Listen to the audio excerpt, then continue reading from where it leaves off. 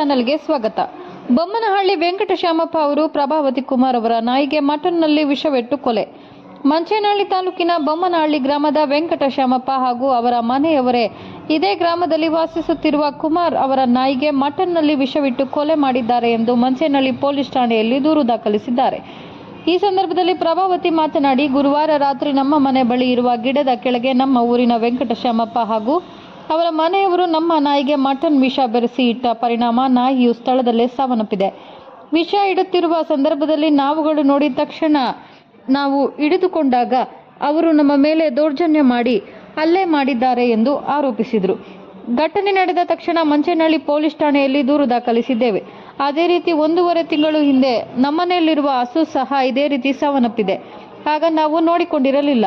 ಹಸುಗೆ ಸಹ ವಿಷವಿಟ್ಟು ಇವರೇ ಸಾಯಿಸಿರಬಹುದೆಂಬ ಅನುಮಾನ ಹೆಚ್ಚಾಗಿದೆ.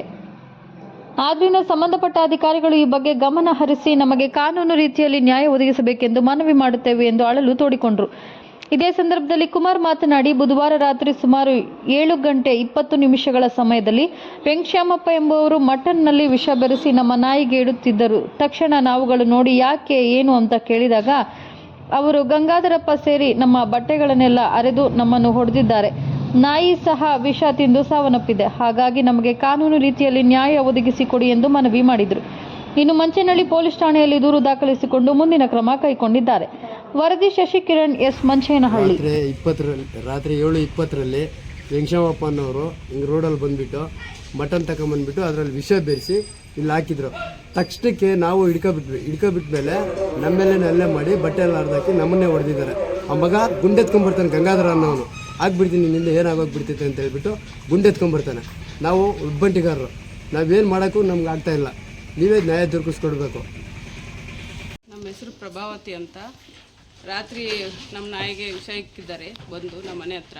ನಮ್ಮ ನಾಯಿ ಅವ್ರ ಮನೆ ಹತ್ರಕ್ಕೆ ಏನು ಹೋಗಿಲ್ಲ, ಅವರೇ ನಮ್ಮ ಮನೆ ಹತ್ರಕ್ಕೆ ಬಂದು ನಮ್ಮ ಮನೆ ಪಕ್ಕದಲ್ಲಿ ತಂದು ಹಾಕಿದ್ದಾರೆ ಸರ್. ತಕ್ಷಣ ನಾವು ನೋಡಿ ಹಿಡ್ಕೊಂಡಿದ್ದೀವಿ. ನಮ್ಮ ಮೇಲೇ ಹಲ್ಲೆ ಮಾಡಿ ಈ ಥರ ಎಲ್ಲ ಹೊಡೆದಿದ್ದಾರೆ. ನಮ್ಮನ್ನು ನಮ್ಮ ಮನೆಯವ್ರನ್ನ ಸತ್ಮಿ ಹೊಡೆದಿದ್ದಾರೆ ಸರ್. ನಮ್ಮ ನಾಯಿಗೆ ಈ ಥರ ಹಾಕಿ ಇದು ಮಾಡಿಬಿಟ್ಟಿದ್ದಾರೆ ಸರ್.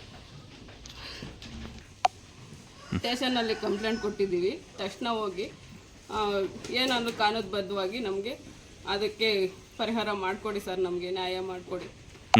ವೆಂಕಟಶ್ಯಾಮಪ್ಪ ಅನ್ನೋರು ಸರ್ ಈ ಥರ ಮಾಡಿದ್ದಾರೆ.